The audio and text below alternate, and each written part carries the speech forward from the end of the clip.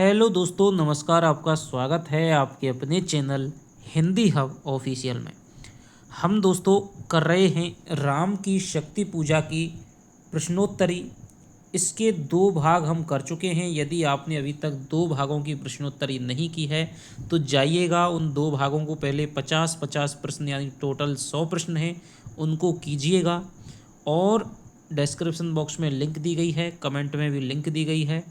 इसके अलावा RPSC second grade, first grade की जितनी भी रचनाएं हैं वो करवा रखी हैं प्रश्नोत्तरी सहित। यदि कोई रचना आपको नहीं मिलती है तो आप कमेंट करिए, आपको मैं लिंक भेजूंगा। नहीं करवा रखी है तो आपको करवाने की कोशिश करूंगा। तो चलिएगा दोस्तों, हम शुरू करते हैं आज की ये प्रश्नोत्तरी। पहला इसमें प्रश्न है, यानी कि हमारा 101वां इसमें प्रश्न है दोस्तों, कि राम को युद्ध से पलायन करता देख कौन धिक्कारता है? विभीषण, लक्ष्मण, रावण, जामवंत। बताइए। यदि आपको थोड़ा जल्दी लग रहा है तो आप थोड़ा सा वीडियो को पॉज करके उत्तर अपना दे सकते हैं।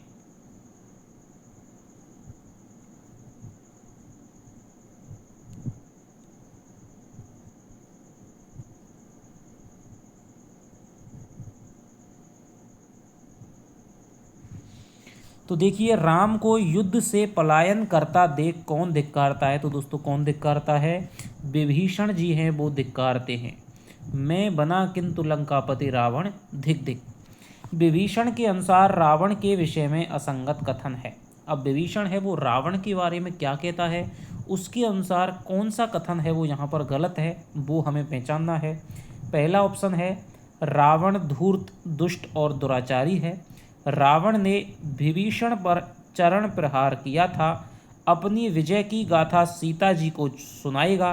बसंत में कोयलों के मधुर स्वरों का आनंद लेगा। बताइए।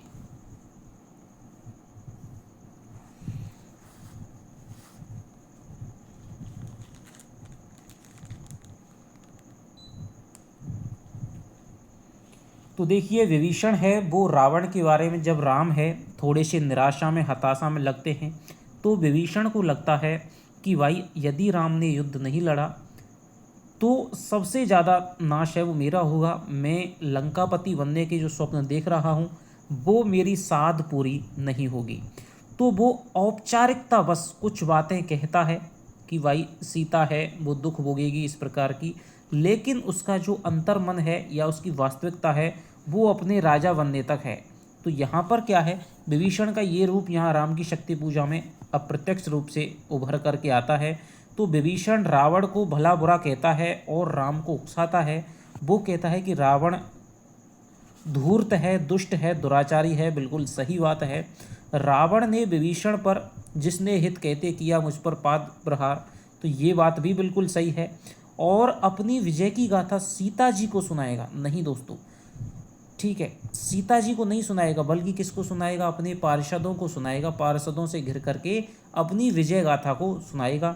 और बसंत में कोयलों के मधुर स्वरों का आनंद लेगा। ये भी बात सही है कि कल कूजित बसंत में पिक, तो इस प्रकार की बात कहते हैं। तो यहाँ पर 3 ऑप्शन है, ये सही है, बल्कि ये ऑप्शन है वो गलत हो जाएगा। तो अपना उत्तर हो जाएगा तीसरा ऑप्शन। अगला है दोस्तों, मैं बना किंतु लंकापति धिक रावक धिक धिक। पंक्ति में कौन सा अलंकार मुख्य है? यमक, वीपसा, पुनरुक्ति, प्रकाश, उपमा। बनाइए। मैं बना किंतु लंकापति धिक रावक धिक धिक में कौन सा अलंकार है वो यहाँ पर प्रमुख हो जाएगा। तो देखिए, धिक, धिक और धिक, जब कोई शब्द बार बार आता है तो हमारे 3 अलंकार मुख्य रूप से होते हैं। यमक अलंकार होता है, पुनरुक्ति प्रकाश होता है और वीपसा अलंकार होता है। यमक अलंकार में जहाँ पर कोई शब्द है वो एक से अधिक बार आता है, लेकिन उसकी जो अर्थ है वो अलग अलग होता है, तो यमक अलंकार हो जाएगा। वीपसा अलंकार है जहाँ पर एक शब्द है हमारा कई बार आता है, लेकिन वो किसी भाव को दर्शाता है। स्नेह के भाव को, दया के भाव को, क्रोध के भाव को, घृणा के भाव को, किसी आवेश को दर्शाता है, तो वहाँ पर वीपसा अलंकार हो जाएगा। पुनरुक्ति प्रकाश अलंकार, जहाँ पर कोई शब्द लगातार आता है लेकिन उसमें सामान्य भाव का निदर्शन होता है, यानी किसी आवेग का उसमें कोई भाव नहीं होता है, आवेग उसमें नहीं दिखता है, सामान्य रूप से उसका अर्थ है वो भी समान रहता है, तो वहाँ पर पुनरुक्ति प्रकाश हो जाएगा। तो यहाँ पर देखिए मैं बना किंतु लंकापति धिक रावक धिक धिक, क्योंकि विभीषण कह रहा है फिर तो मैं लंकापति बन लिया, तुम्हें राघव हे राम तुम्हें धिक्कार है, बार बार धिक्कार है। तो यहाँ पर क्या कह रहा है, वो अपनी क्या कह रहा है, धिक्कार रहा है, यानी आवेग में आकर के कह रहा है, तो यहाँ पर वीप्सा अलंकार है वो हो जाएगा। अगला चलते हैं, राम की शक्ति पूजा कविता में आए स्तिमित विशेषण का विशेष्य क्या है? चरण, नयन, लोचन, राघव।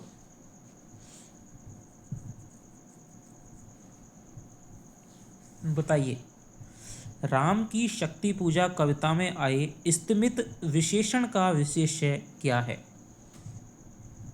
तो देखिए, राम की शक्ति पूजा में जब विभीषण अपनी बात कह चुका होता है, तब वहाँ पर लाइन आती है कि सब सभा रही निस्तब्ध, राम के स्तिमित नयन।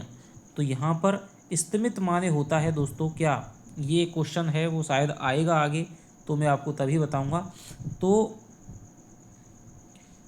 यहाँ पर स्तिमित है वो विशेषण है, और जो नयन है वो इसका क्या है, विशेष्य हो जाएगा। तो इसका उत्तर हो जाएगा हमारा 2 नंबर। अगला चलते हैं, उससे ना इन्हें कुछ चाव ना ही कोई दुराव, पंक्ति में इन्हें शब्द किसके लिए प्रयुक्त हुआ है? राम की सेना, राम, सुग्रीव या हनुमान, विभीषण। बताइए कौन सा ऑप्शन है मित्रों यहाँ पर हो जाएगा? उससे ना इन्हें कुछ चाव ना ही कोई दुराव, पंक्ति में इन्हें शब्द किसके लिए प्रयुक्त हुआ है?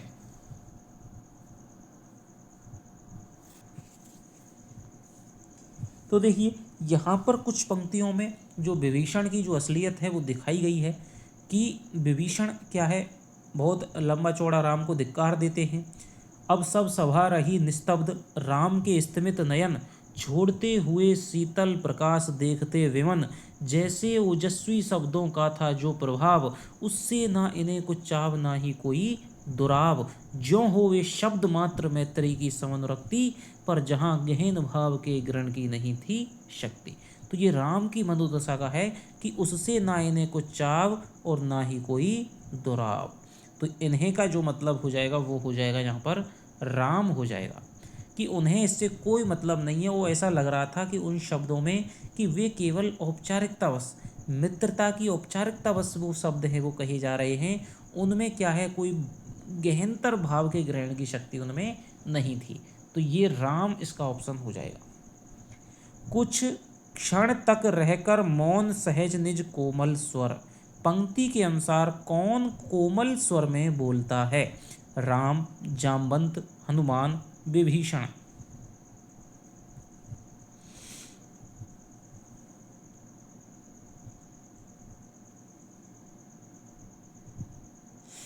तो देखिए, यहाँ पर कौन सहज निज कोमल स्वर में बोलता है, तो ये बोलते हैं दोस्तों राम जी बोलते हैं। अगला चलते हैं, उत्तरी पा महाशक्ति रावण से आमंत्रण, किसका किससे कथन है? विभीषण का राम से, जामवंत का राम से, राम का जामवंत से, राम का विभीषण से। बताइए, उत्तरी पा महाशक्ति रावण से आमंत्रण, किसका किससे कथन है? विभीषण का राम से, जामवंत का राम से, राम का जामवंत से, राम का विभीषण से।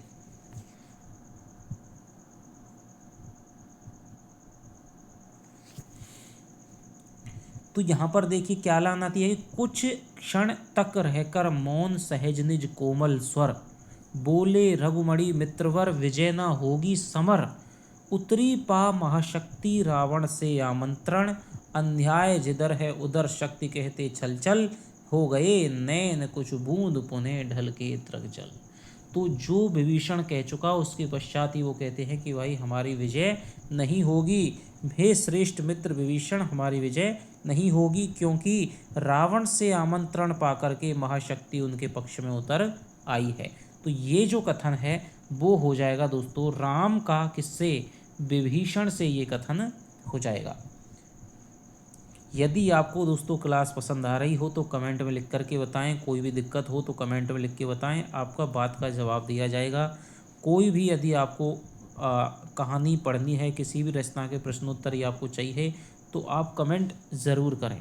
निम्न में से कौन सा शब्द राम से संवाद या व्याकरणिक संबंध नहीं रखता है?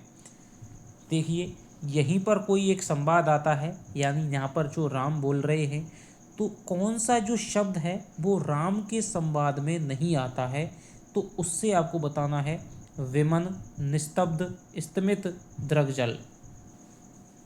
बताइए।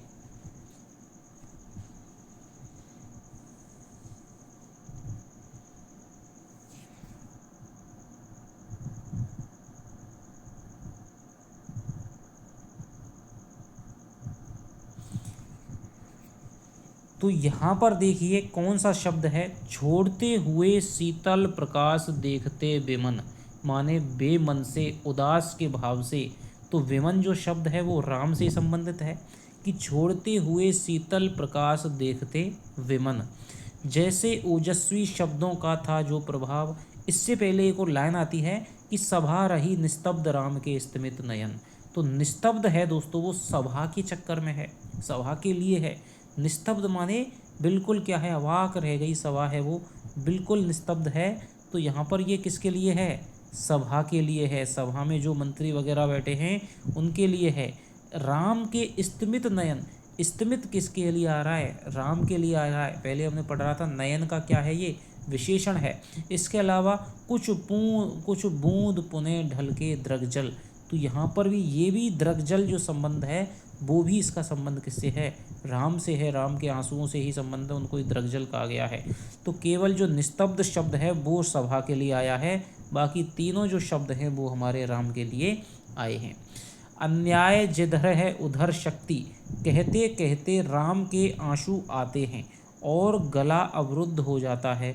तो इस दशा को देखकर कौन अपने प्रचंड तेज से चमक उठता है?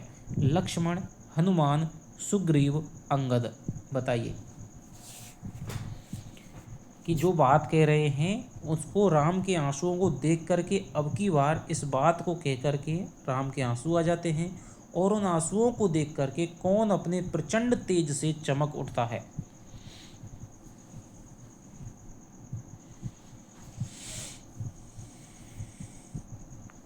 तो कौन चमक उठता है दोस्तों? लक्ष्मण जी हैं वो चमक उठते हैं कि हो गए नैन कुछ बूंद पुनः ढल के दृग्जल, रुक गया कंठ चमका लक्ष्मण तेजय प्रचंड। तो यहाँ पर लक्ष्मण जी क्या हो जाते हैं? चमक जाते हैं। विभीषण से संवादोपरांत अश्रुपूरित राम की दशा को देखकर योद्धाओं की मनस्थिति से संबंधित कौन सा कथन असंगत है? देखिए क्वेश्चन को दोबारा पढ़िएगा कि विभीषण से राम जी ने जो संवाद किया कि भाई धिक्कारा राम को, उसके पश्चात राम के आंसू आ गए, और राम की इस दशा को देख करके जैसे लक्ष्मण जी क्या हो जाते हैं? चमक उठते हैं। उसी प्रकार अन्य अन्य लोगों की मनस्थिति या जो दशा है वो क्या रही है, उससे संबंधित कौन सा कथन है वो गलत है, ये आपको पहचानना है। पहला ऑप्शन है हनुमान राम के दोनों चरणों को पकड़कर लज्जा से जमीन में धंस जाते हैं। जामवंत स्थिर मन से सारे भावों को समझते हुए दिखाई देते हैं। विभीषण कोई आगामी कार्यक्रम सा निश्चित करते हुए से जान पड़ते हैं।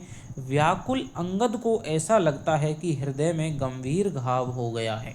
बताइए, आराम से दोस्तों उत्तर दीजिएगा। बहुत ही शानदार प्रश्न आपके लिए मैं बना करके लाया हूँ।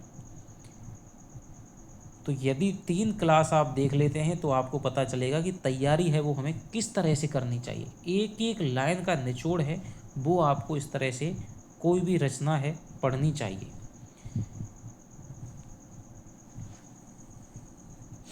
तो देखिए जो दशा होती है राम की कि अन्याय जिधर है उधर शक्ति कहते कहते छल छल, दो बूंद पुनः ढल के दृग्जल, और रुक गया कंठ चमका लक्ष्मण तेजय प्रचंड, और धंस गया धरा में कपि गह युग पद मस्तक दंड।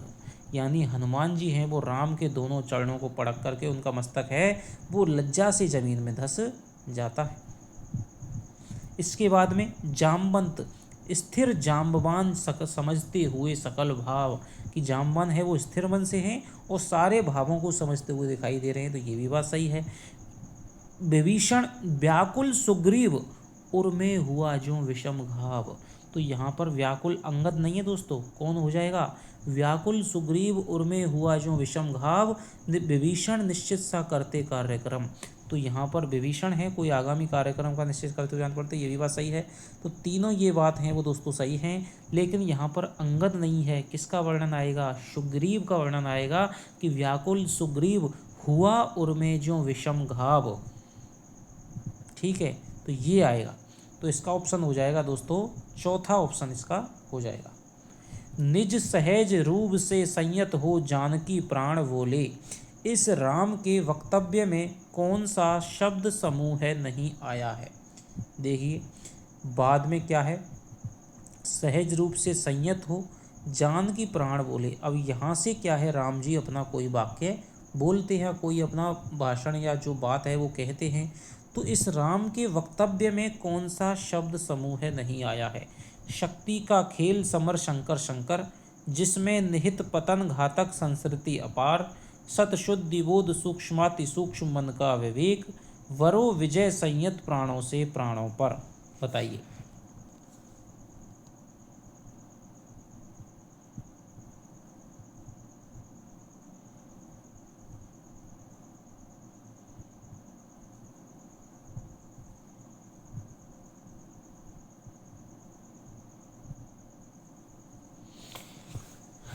तो देखिए हम जब पढ़ते कि क्या कह रहे हैं, कि निज सहज रूप से संयत हो जानकी प्राण, इसके बाद में राम जी बोलते हैं कि भाई ये तो क्या है, शक्ति का खेल है, हे शंकर जी क्या करो।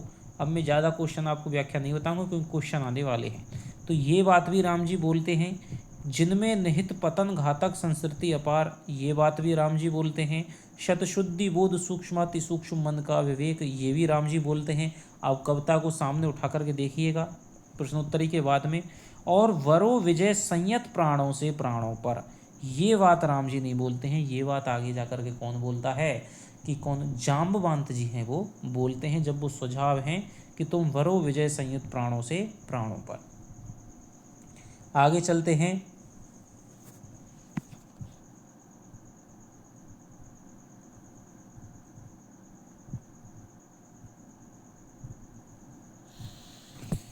कि राम के वाणों की विशेषता से संबंधित विकल्प कौन सा नहीं है। अब देखिए राम के वाणों के बारे में भी बताया गया है कि राम के बाण हैं वो कैसे थे, तो ये बात आपको बतानी है। राम के बाण तेज के पुंज हैं और इनमें लोक रक्षा का विचार थे, लोक रक्षा का विचार, इनमें लोक रक्षा के विचार थे, ठीक है साहब। इनमें 100% पवित्रता का और मन का सूक्ष्म से सूक्ष्म ज्ञान समाया हुआ था। ये बाण वैष्णव धर्म का अभिषिक्त रूप धारण किए हुए थे। इन बाणों में प्रजापतियों ने अपने संयम, इन बाणों को प्रजापतियों ने अपने संयम से सुरक्षित रखा था। कौन सा ऑप्शन है इसमें सही है। तो जो लोग ये कहते हैं कि भाई राम की शक्ति पूजा में तो 10-5 क्वेश्चन बनते हैं, या आपने अभी तक 10-5 क्वेश्चन पढ़े हैं, जामवंत का कथन पढ़ लिया, एक राम का कथन पढ़ लिया, तो इस प्रकार के लोग हैं उनको ये आप मेरी वीडियोज़ भेजना। 150 क्वेश्चन तो इससे एक एक नॉर्मली पढ़ते पढ़ते यदि आपका और प्रयास रहा तो और भी अच्छी गहराई से बने हुए प्रश्न, आलोचकों के कथन, वो सारा कुछ इस पे मैं ला सकता हूँ। तो आप बताइएगा कमेंट करके। तो देखिए राम के बाणों की विशेषता है वो क्या बताई गई है, कि राम के बाण क्या बताए गए हैं, तेज के पुंज बताए गए हैं, और जिनमें क्या है, लोक की रक्षा का क्या है विचार है, कि जो तेज पुंज सृष्टि की रक्षा का विचार, जिसमें निहित पतन घातक संस्कृति अपार, शतशुद्धि बोध सूक्ष्माति सूक्ष्म मन का विवेक, जिसमें है क्षात्र धर्म का धृत पूर्णाभिषेक। तो वैष्णव धर्म नहीं है दोस्तों, कौन सा धर्म है, क्षात्र धर्म है, क्षत्रिय धर्म है, उनका ही अभिषिक्त रूप धारण किए हुए हैं। तो यही ऑप्शन गलत हो जाएगा। बाणों को प्रजापतियों ने किया संयम से रक्षित, ठीक है, तो ये बात भी बिल्कुल सही हो जाएगी। तो ये तीनों ऑप्शन सही हैं, तीसरा ऑप्शन गलत है, क्षत्रिय धर्म आएगा। राम शक्ति को रावण के पक्ष में जानकर किससे अपनी रक्षा करने की कहते हैं? शक्ति से, शंकर से, विष्णु जी से, विधाता से? बताइए। राम शक्ति को रावण के पक्ष में जानकर किससे अपनी रक्षा करने की कहते हैं?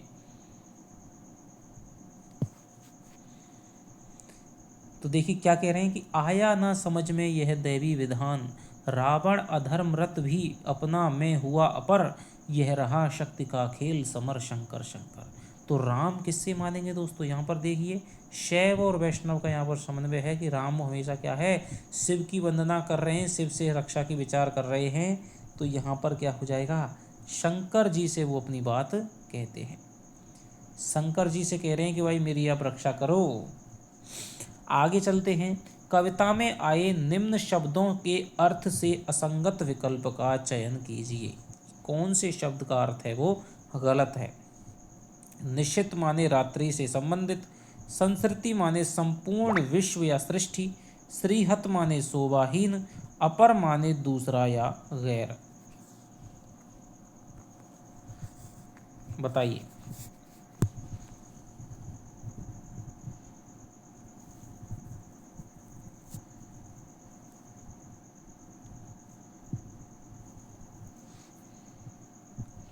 तो देखिए दोस्तों, निश्चित माने क्या हो जाएगा, रात्रि से संबंधित नहीं होगा, बल्कि क्या होगा, निश्चित माने होता है पैना, नुकीला, ठीक है, शान पर चढ़ाया हुआ बाण, जिसका अगला सुरा बहुत ही ज़्यादा नुकीला होता है कि शर निकर निशित हो सकती थी जिनसे संपूर्ण संस्कृति विजित। ठीक है, तो ऐसे बाण जिनसे संपूर्ण सृष्टि को मैं विजय कर सकता था, पैने नुकीले थे, तो वो बाण भी क्या हो गए, धराशायी हो गई। संस्कृति माने दोस्तों संपूर्ण विश्व या सृष्टि, ये बात बिल्कुल सही है। श्रीहत माने शोभाहीन, अपर माने दूसरा कि रावण अधर्मरत भी अपना में हुआ अपर, यह शक्ति का खेल रहा समर शंकर शंकर। तो यहाँ पर अपर माने दूसरा हो जाएगा, तीनों बात सही है। निश्चित माने रात्रि से संबंधित नहीं होगा, बल्कि क्या हो जाएगा, नुकीला पैना हो जाएगा। अगला प्रश्न है, महाशक्ति की गोद में बैठे रावण के लिए क्या उपमा प्रयुक्त हुई है? कि लाइन आई है जहाँ पर कहते हैं कि महाशक्ति है कि गोद में रावण है वो बैठा हुआ है, तो उसके दृष्टांत स्वरूप क्या उपमा है या कौन सा दृष्टांत है वो दिया गया है। जिस प्रकार पर्वत सूर्य को अपने अंक में धारण करता है, जिस प्रकार सागर ज्वालामुखी को अपने अंक में धारण करता है, जिस प्रकार सिंघनी शावक को अपने अंक में धारण करती है, जिस प्रकार चंद्रमा कलंक को अपने अंक में धारण करता है। बताइए, इस तरह से आपने सोचा है, पढ़ा है कविता को?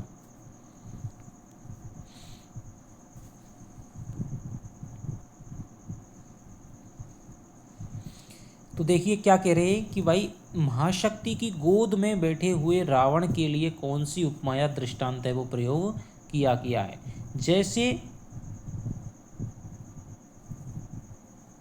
महाशक्ति रावण को लिए अंक, जैसे लांछन को ले शशांक नभ में अशंक। लांछन यानी कलंक को जैसे नभ में अशंकित होकर के चंद्रमा अपने अंदर धारण करता है, वैसे ही महाशक्ति हैं वो क्या है, रावण को धारण किए हुए थी। जैसे लांछन को ले शशांक नभ में अशंक, तो यहाँ पर आ जाएगा चौथा ऑप्शन है वो आ जाएगा। आगे चलते हैं।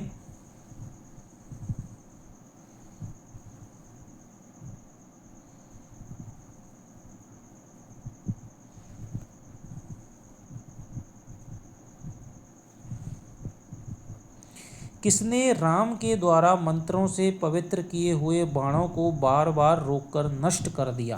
रावण, रावण की सेना, मेघनाथ, महाशक्ति। तो ये आसान सा क्वेश्चन है और इसका जो उत्तर हो जाएगा दोस्तों वो हो जाएगा कौन, महाशक्ति है। वो ही क्या है, राम जी के द्वारा जितने भी बाण है वो छोड़े जा रहे थे, निष्फल होते लक्ष्य क्षिप्र बार पर वार, हत मंत्र पूत सर समृत करती बार बार, विचलित लक कपिदल क्रुद्ध को मैं ज्यों ज्यों, झक झक झलकती वहनी वामा के तरफ त्यों त्यों। तो इस प्रकार महाशक्ति है वो क्या करती, लक्ष्य क्षिप्र वार पर वार, निष्फल होते लक्ष्य पर क्षिप्र वार पर वार, कि लक्ष्य पर चलाए गए जो तेज बाण हैं वो लगातार क्या हो रहे थे, असफल हो रहे थे।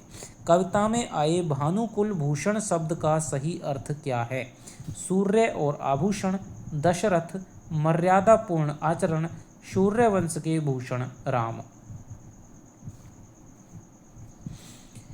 तो इसका जो उत्तर हो जाएगा दोस्तों, भानुकुल भूषण शब्द का सही अर्थ हो जाएगा सूर्यवंश के भूषण राम।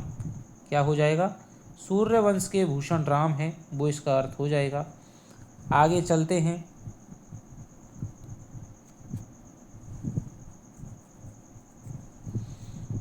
भानु माने सूर्य, सूर्य के कुल के भूषण कौन हो जाएंगे? राम, भानुकुल भूषण। जामवंत की योजना के अनुसार सैन्य संचालन के संबंध में गलत विकल्प कौन सा है? महाशक्ति की सिद्धि होने तक सेना के अग्रिम भाग के महानायक कौन रहेंगे? लक्ष्मण जी रहेंगे। दक्षिण भाग की सेना का नेतृत्व श्वेत की सहायता से अंगद करेंगे। सेना के वाएं पार्श्व में वीर हनुमान रहेंगे। भालुओं के सेनापति स्वयं जामवंत रहेंगे। कौन सा जो बात है दोस्तों वो यहाँ पर गलत कही गई है, बताइए।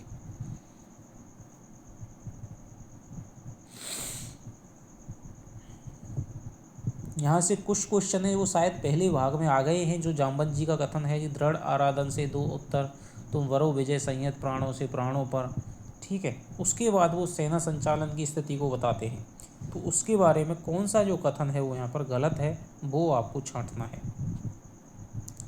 जामवंत की योजना के अनुसार देखिए, महाशक्ति की तब तक हैं लक्ष्मण महावाहिनी के नायक मध्य भाग में, यानी कि अग्रिम भाग के नहीं दोस्तों, किस भाग के? मध्य भाग के नायक हैं वो कौन होंगे? लक्ष्मण जी हो जाएंगे। कोई भी सेना हो तो नायक हमेशा किस में रहता है दोस्तों? बीचों बीच में रहता है सेना, जिससे कि आसपास की जो शत्रु सेना उस तक नहीं पहुंच पाए। तब तक लक्ष्मण है महानायक मध्य भाग में, अंगद दक्षिण श्वेत सहायक। तो श्वेत की सहायता से, श्वेत एक वानर का नाम था, तो श्वेत की सहायता से अंगद जी क्या है? दक्षिण सहायक, यानी दक्षिण की सेना का क्या करेंगे? नेतृत्व करेंगे। तो ये बात सही है। सेना के वाएं पार्श्व में भल्ल सैन्यपति, बाएं पार्श्व में हनुमान। तो मैं सेना के भालुओं का सेनापति, मैं भालुओं को जामवंत दे रहे हैं सुझाव, तो जामवंत रहेंगे। और बाएं पार्श्व में हनुमान रहेंगे। तो ये बात बिल्कुल सही है। तो पहला ऑप्शन है वो गलत हो जाएगा। अग्रिम भाग नहीं बल्कि मध्य भाग में ये रहेंगे। आगे चलते हैं। राम की शक्ति पूजा के संबंध में जामवंत के सुझाव के संबंध में गलत विकल्प पहचानिए। क्या गलत विकल्प पहचानिए? कि जामवंत के सुझाव में शक्ति पूजा की मौलिकता दिखाई देती है। कवि ने अनुभव की बजाय शक्ति और योग्यता को प्राथमिकता दी है। स्थिर मन ही किसी समस्या का समाधान अपेक्षाकृत संगत निकाल सकता है। बंगाल की शक्ति पूजा का प्रभाव पूर्णतः परिलक्षित होता है। बताइए कौन सा जो विकल्प है इसमें गलत हो जाएगा?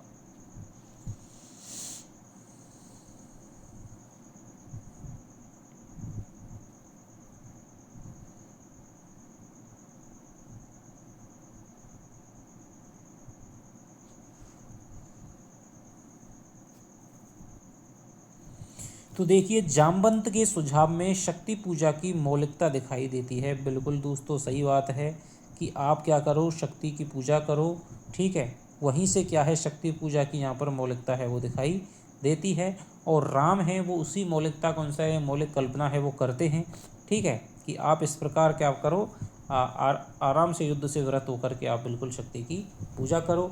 कवि ने अनुभव की बजाय शक्ति और योग्यता को, यहाँ पर ये दोस्तों उल्टा हो जाए कथन, बल्कि कवि ने शक्ति और योग्यता की बजाय अनुभव को अधिक प्राथमिकता दी है। भाई राम खुद बहुत शक्तिशाली थे, योग्य थे, लक्ष्मण जी थे, हनुमान जी थे, सुग्रीव, अंगद, बड़े बड़े वीर योद्धा शक्तिशाली और योग्य पड़े हुए थे।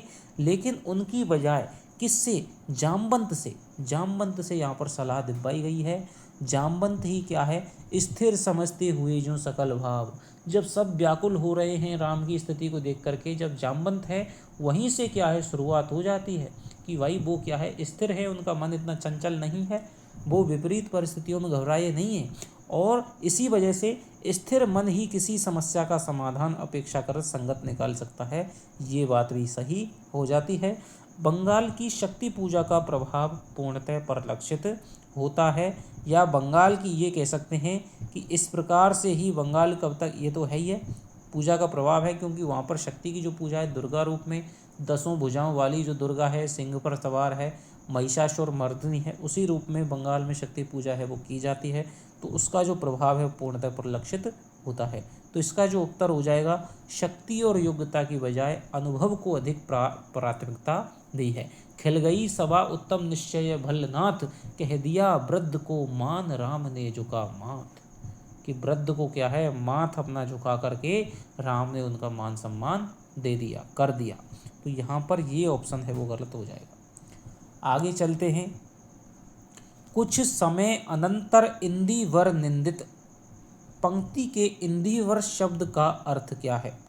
इंदिवर माने बाद में, इंद्र से संबंधित, नील कमल, सम्मान। बताइए। तो कुछ समय अनंतर इंदिवर निंदित लोचन, नील कमलों के सौंदर्य को भी लजाने वाले राम कुछ समय के बाद बोले, तो नील कमल इसका उत्तर हो जाएगा। आगे चलते हैं। बोले आवेग रहित स्वर से विश्वास स्थित, पंक्ति के अनुसार कौन बोल रहा है? जामवंत, राम, हनुमान, शिव। बोले आवेग रहित स्वर से विश्वास स्थित, पंक्ति के अनुसार कौन बोल रहा है दोस्तों? कौन बोल रहा है? तो राम जी बोल रहे हैं। राम के द्वारा महाशक्ति या दुर्गा के लिए प्रयुक्त शब्दावली कौन सी नहीं है? 10 भुजा विश्वज्योति, जनरंजन चरण कमल, खल महिषासुर मर्दित, ज्योतिर्दल ध्यान लग्न। बताइए। राम, अब देखिए पहले हमने क्वेश्चन पढ़ा था कि राम विश्वास स्थित, आवेग रहित विश्वास, आवेग रहित स्वर से विश्वास स्थित बोले, कौन बोले? राम जी बोले। तो अब राम जी दुर्गा से बोल रहे हैं और दुर्गा के लिए कुछ ना कुछ शब्दावली प्रयुक्त करेंगे, तो उस शब्दावली से संबंधित है वो कौन सी नहीं है? किस शब्दावली का प्रयोग राम जी नहीं करते हैं, वो आपको छांटनी है। 10 भुजा विश्वज्योति, जनरंजन चरण कमल, खल महिषासुर मर्दित, ज्योतिर्दल ध्यान लग्न। बताइए। तो क्या कहते हैं राम जी? बोले आवेग रहित स्वर से विश्वास स्थित, मातः 10 भुजा विश्वज्योति में हूँ आश्रित। विश्वज्योति 10 भुजा, जनरंजन चरण कमल तल, धन्य सिंह गर्जित, कि जन को रंजन करने वाले चरण कमलों के तुम्हारे जो नीचे जो सिंह गरज रहा है वो क्या है? धन्य है। खल महिषासुर मर्दित, क्या कह रही हैं कि हो विद्य शक्ति से खल महिषासुर मर्दित, मैं इसी भाव से करूँगा अभिनंदित, यह मेरा प्रतीक मात समझा इंगित, फिर पलक कमल ज्योतिर्दल ध्यान लग्न खोले। तो ये दोस्तों राम के स्वयं के संदर्भ में है, ठीक है, कि ध्यान में डूबे हुए पलक विमल हैं उन्होंने खोल दिए। तो ये राम के संदर्भ में, ये तीनों किसके लिए है? महाशक्ति या दुर्गा के लिए प्रयुक्त किए गए हैं। अगला क्वेश्चन है, राम महाशक्ति दुर्गा की किस वस्तु या चीज को स्वयं का प्रतीक बताते हैं? चरण कमलों को, 10 भुजाओं को, गरजते सिंह को, विश्व में विस्तीर्ण ज्योति के स्वरूप को। बताइए। राम महाशक्ति दुर्गा की किस वस्तु या चीज को स्वयं का प्रतीक बताते हैं? चरण कमलों को, 10 भुजाओं को, गरजते सिंह को, विश्व में विस्तीर्ण ज्योति के स्वरूप को।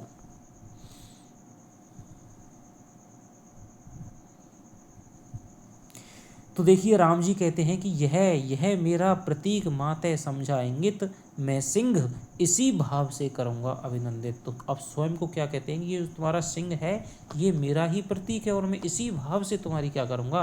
पूजा करूँगा। तो यहाँ पर गरजते हुए सिंह को क्या बताते हैं? अपना है वो इंगित बताते हैं, अपना प्रतीक बताते हैं। राम के अनुसार कौन शंकर प्रिया पार्वती की मौलिक कल्पना है? गरजता हुआ सागर, दहाड़ता हुआ सिंह, शोभित श्यामल सुंदर भूधर, अर्चित शशि शेखर। बताइए। थोड़ा सा दोस्तों समय ज़्यादा लग रहा है, मैं थोड़ा सा अब संक्षिप्त करूंगा कि राम के अनुसार कौन शंकर प्रिया पार्वती की कल्पना है? तो कौन है दोस्तों? शोभित श्यामर, शोभित शत हरित गुल्म तृण से श्यामल सुंदर पार्वती कल्पना है इसकी मकरंद बिंदु, गरजता चरण प्रांत पर सिंह नहीं वह सिंधु। तो यहाँ पर शोभित श्यामल सुंदर भूधर, तो ये जो है वो क्या हो जाएगा दोस्तों, शोभित श्यामल सुंदर भूधर पार्वती कल्पना है इसकी। ठीक है, तो सामने के पर्वत को किसके पार्वती कल्पना मानते हैं। राम के द्वारा की गई शक्ति की मौलिक कल्पना से संबंधित असंगत कथन पहचानिए। सामने का पर्वत ही पार्वती की मौलिक कल्पना है जिससे पराग कण झर रहे हैं। पर्वत के तल में गरजता हुआ सागर सागर नहीं है बल्कि सिंह का ही स्वरूप है। 10 चट्टानें ही महाशक्ति के 10 हाथ हैं। ऊपर आकाश में वस्त्रहीन शिव पूजित हैं। तो इसमें से बताना है कौन सा कथन है वो गलत है।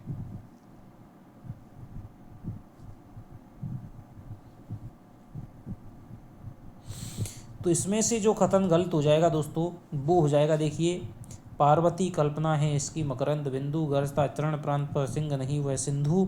ठीक है, सिंह नहीं वह सिंधु। और 10 दिक् समस्त हैं ऊपर, 10 दिक् समस्त हैं हस्त और देखो ऊपर, हुए अंबर में हुए दिगंबर अर्चित शशि शेखर। तो ऊपर में तो क्या है, दिगंबर में तो दिगंबर हो गए कौन, अर्चित शशि शेखर, यानी पूजनीय है शिव। 10 दिक् माने 10 दिशाएं ही जो महाशक्ति के क्या हैं, 10 हाथ हैं। राम जी क्या कल्पना कर रहे हैं कि सामने का जो है वो तो क्या है, महाशक्ति का क्या हो जाएगा, शरीर हो जाएगा, पार्वती के रूप में चाहे किसी के रूप में। तो वो तो इसकी मौलिक कल्पना कर लेते हैं। और नीचे जो इसके पैरों के तले में जब महाशक्ति कौन हो गई, पर्वत हो गई। पर्वत के तल में कौन गरज रहा है, सागर गरजता है। वो सागर नहीं बल्कि क्या बन गया, सिंह बन गया। 10 दिशाएं क्या हो गई, महाशक्ति के हाथ हो गए।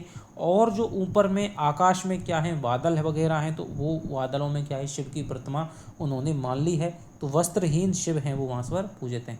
तो ये निराला की दोस्तों ये स्वयं की मौलिक कल्पना यहाँ पर दिखाई देती है। तो यश का जो उत्तर हो जाएगा वो हो जाएगा ये वाला। आगे चलते हैं। लख महाभाव मंगल पद तल दस रहा गर्भ, मानव के मन का असुर मंद हो रहा खर्व। पंक्ति किसने कही, विभीषण, शिव, राम, महाशक्ति। तो ये जो पंक्ति दोस्तों किसने कही, राम जी ने कही।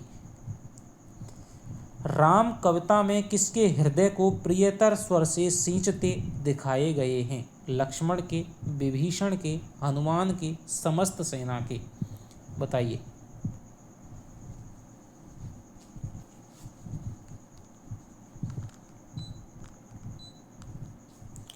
राम कविता में किसके हृदय को दोस्तों प्रियतर स्वर से सींचते, फिर प्रियतर स्वर से सींचते कपि को क्या करते हुए, खींचते हुए, सींचते हुए।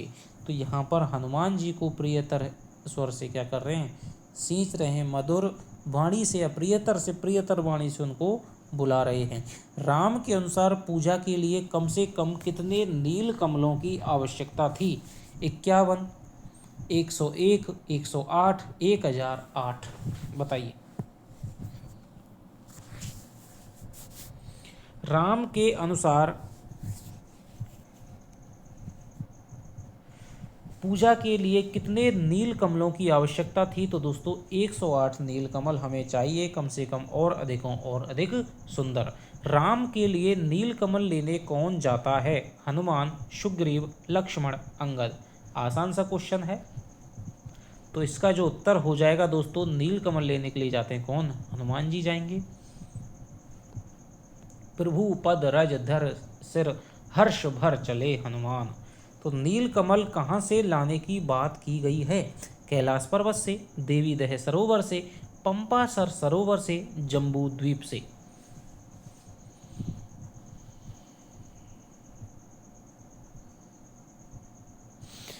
तो देखो, जाओ देवी दह उष्य काल होते 70, तोड़ कर लाओ कमल लौट कर लड़ो समर।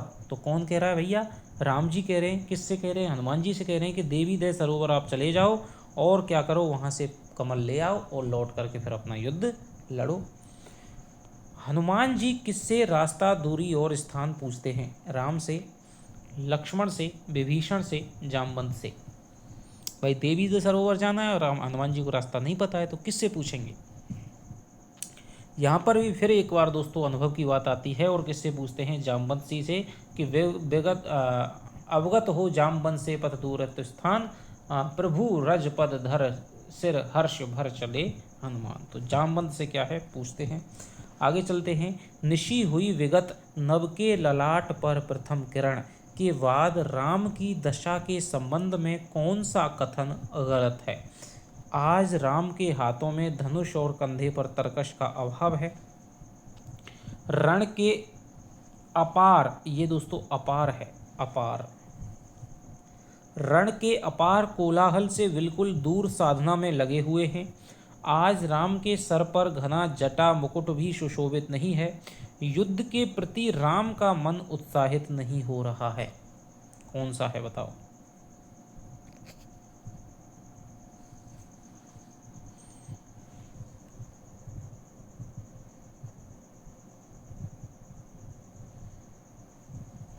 तो देखिए, आज नहीं तोढ़ीर, आ है नहीं सरासन आज तोड़ीर स्कंद, वह नहीं सोता दृढ़ निबिड़ जटा दृढ़ मुकुट बंद, सुन पड़ता सिंहनाद रण कोलाहल अपार।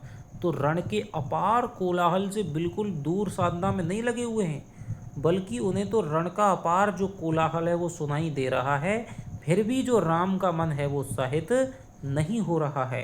तो ये बात तो सही है, लेकिन ये बात है वो गलत है कि रण के अपार कोलाहल से बिल्कुल दूर साधना में लगे हुए हैं। नहीं, राम के सिर पर घना जटा मुकुट भी सुशोभित नहीं है, ये बात भी सही है।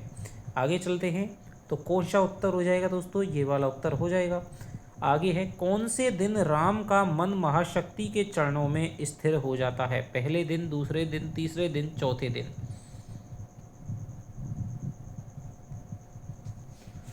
तो क्या बात आती है कि मन का सुन पड़ता सिंहनाद रण कोलाहल अपार, और उमड़ता नहीं मन स्तब्ध सुधी है ध्यान धार, पूजो पूजो प्रांत जपते दुर्गा दस भुजा नाम, मन करते हुए मनन नामों के गुणग्राम, वीता वह दिवस मन हुआ स्थिर इष्ट के चरण। यानी पहले ही दिन उनका मन है वो किसके चरण हो गया, पहले ही दिन अपने इष्ट यानी महाशक्ति के चरणों पर क्या हो गया, स्थिर हो गया।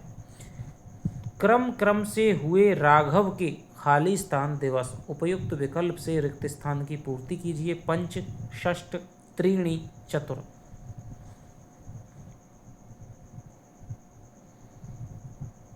तो क्रम क्रम से हुए पार राघव के पंच दिवस, पंच उत्तर ऐसा आ जाए, 5 दिवस उनके पूर्व हो गए। राम का मन आज्ञा चक्र पर किस दिन समाहित हो गया, 5वें दिन, चौथे दिन, 6वें दिन, 7वें दिन।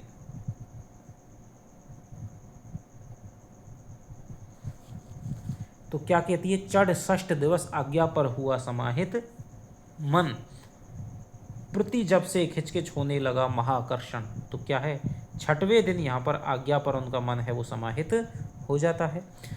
खाली स्थान निष्पंद एक आसन पर रहे राम, रिक्त स्थान की पूर्ति करिए। 1 दिन, 2 दिन, 9 दिन, 10 दिन। तो कितने दिन दोस्तों, 2 दिन। कितने दिन, 2 दिन निष्पंद एक आसन पर रहे राम। इसका उत्तर हो जाएगा 2 दिन।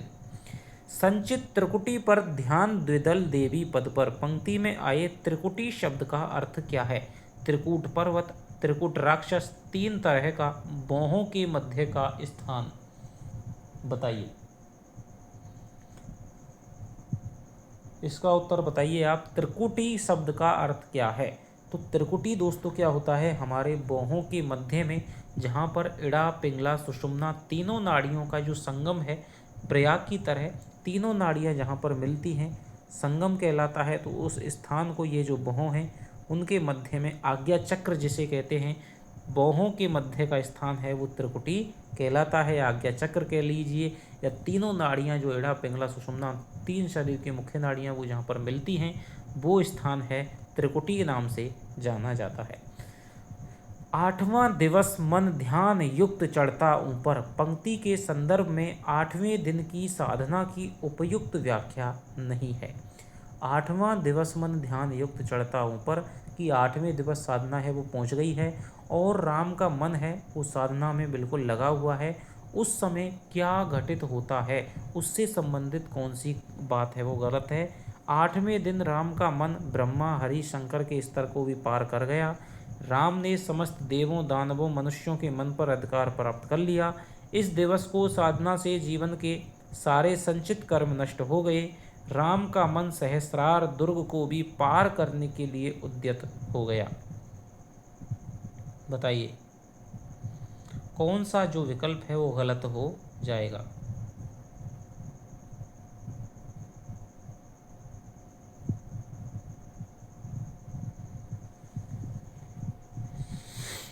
देखिए 8वां दिवस मन ध्यान युक्त चढ़ता ऊपर कर गया अतिक्रम ब्रह्मा हरि शंकर का स्तर। ये बात बिल्कुल सही है। राम हो गया विजित ब्रह्मांड, सारा ब्रह्मांड ही विजित हो गया। देवों दानवों मनुष्यों के मन पर अधिकार कर लिया, ये बात नहीं आई है, बल्कि क्या बताई है, हो गया विजित ब्रह्मांड। देवता स्तब्ध, देवता क्या रह गए, स्तब्ध रह गए। तो यहाँ पर क्या हो गया, ये ऑप्शन नहीं आया है। और क्या हो गया कि हो गए दग्ध जीवन के तप के समारब्ध, के जीवन के जितने भी क्रियामाण कर्म थे, संचित जो कर्म थे, वो सारे क्या हो गए, नष्ट हो गए। राम का मन सहस्त्रार दुर्ग को भी पार करने के लिए उद्यत हो गया। प्राय करने को हुआ दुर्ग जो सहस्त्रार। ये बात भी सही है, ये बात यहाँ पर गलत है। पूजा के नील कमल को कौन उठा ले गया, सिंह इंद्र दुर्गा रावण।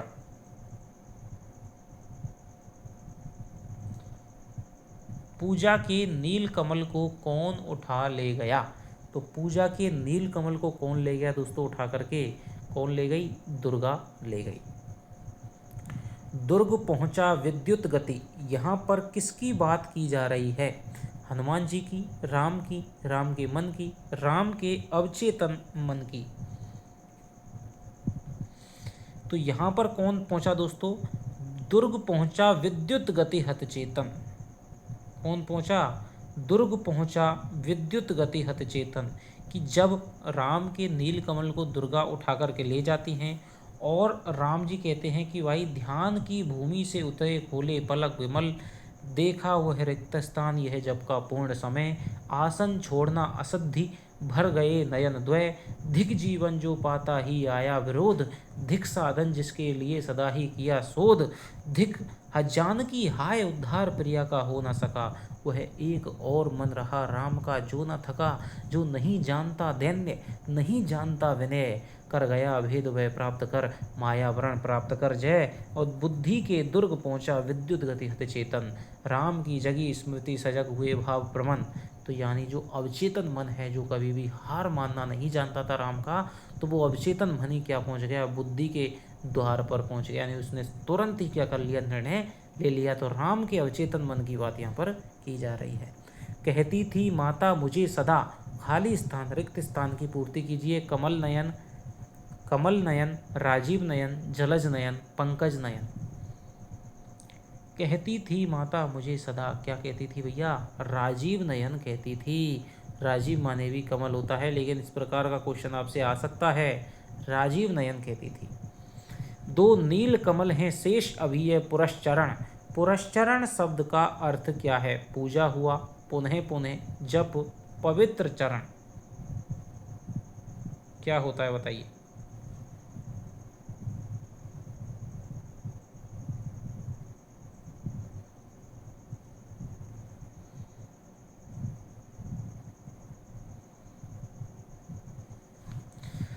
तो दोस्तों पुरस्चरण माने हो जाएगा जप का जो दोस्तों पूरा का पूरा क्या होता है, क्रम होता है। कि भाई जैसे क्या करते थे राम जी, 108 बार नाम जपते थे और फिर एक नील कमल को चढ़ा देते थे, फिर 100 बार 8 नाम जपते थे, फिर एक नील कमल को।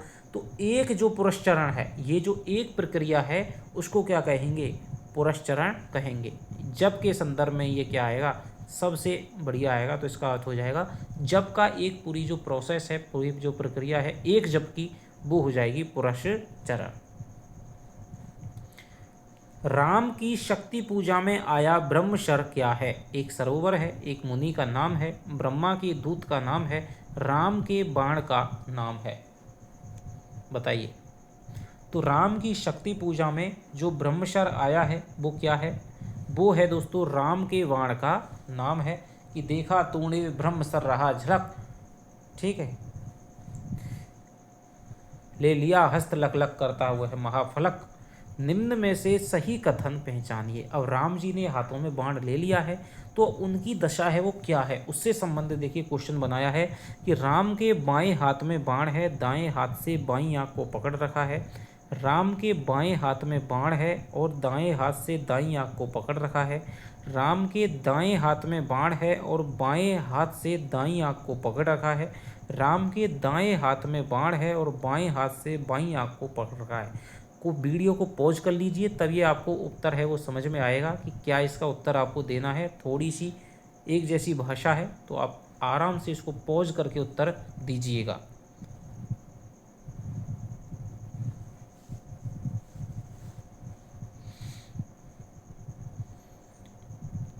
तो राम जी क्या है दोस्तों, एक हाथ में तो बाण लेते हैं और एक हाथ से किसको पकड़ते हैं, अपनी आँख को पकड़ते हैं, और वो क्या करते हैं, अपनी आँख को अर्पित करने के लिए क्या कर लेते हैं, तैयार हो जाते हैं।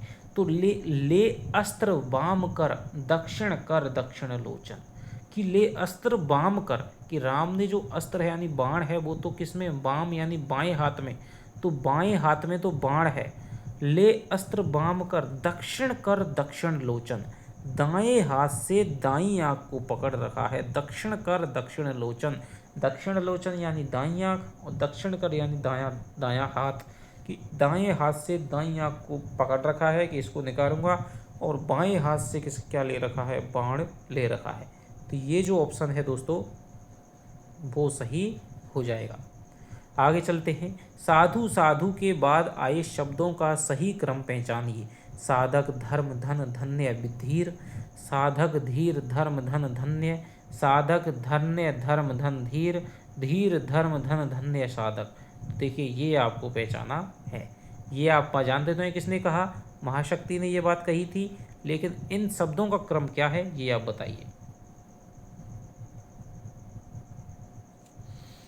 तो महाशक्ति कहती है कि साधु साधु साधक धीर धर्म धन धन्य राम, कह लिया राघव का भगवती ने हस्तताम। ठीक है, देखा राम ने क्या देखा भैया, सामने अगला क्वेश्चन आएगा। तो साधक धीर धर्म धन धन्य राम, तो ये ऑप्शन है वो आएगा। अगला चलिए, राम के हाथ को कौन पकड़ लेता है, जामवंत दुर्गा लक्ष्मण हनुमान। राम के हाथ को कौन पकड़ लेता है, जामवंत दुर्गा लक्ष्मण हनुमान।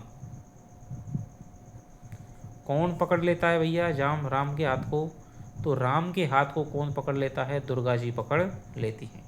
सामने श्री दुर्गा भास्वर पंक्ति के भास्वर शब्द का अर्थ क्या है, सूर्य, शक्तिशाली, प्रकाशमान, अवतार।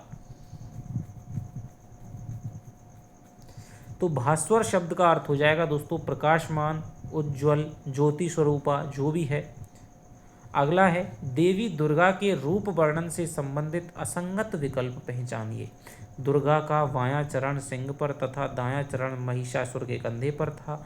ज्योति स्वरूपा दुर्गा के 10 हाथों में अनेक अस्त्र सुसज्जित थे। दुर्गा के दाहिने भाग में लक्ष्मी, गणेश तथा बाएं भाग में सरस्वती और कार्तिकेय जी विराजमान थे।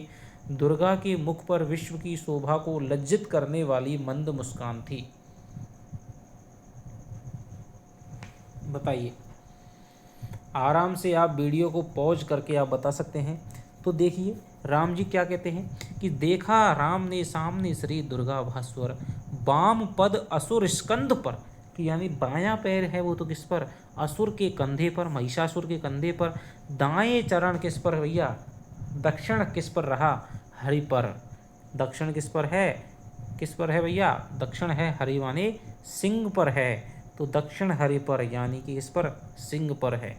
और ज्योति स्वरूपा रूप हस्त 10 विविध अस्त्र सज्जित, हाथों में क्या है, अनेक अस्त्र सुसज्जित, ये बात सही है, तो यही ऑप्शन गलत हो जाएगा। और क्या कहते हैं दक्षिण में लक्ष्मी, सरस्वती, वाम भाग, दक्षिण गणेश, कार्तिक, बाएं रणरंग राग, तो यहाँ पर ये बात भी हो जाएगा। दुर्गा के मुख पर थी, ये बात भी सही है। आगे चलते हैं, इसका ऑप्शन हो जाएगा पहला नंबर।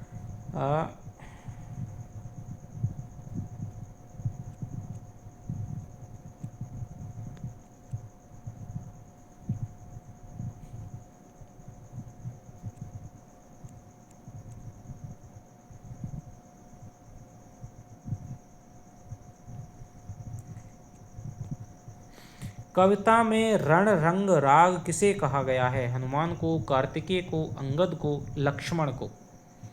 तो अभी मैंने आपको बोल दिया था कि दक्षिण गणेश सरस्वती वाम भाग, दक्षिण गणेश कार्तिक वाहीं रण रंग राग।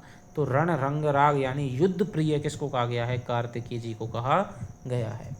दुर्गा के मस्तक पर कौन विराजमान थे? शिव जी, ब्रह्मा जी, विष्णु जी, इंद्रदेव?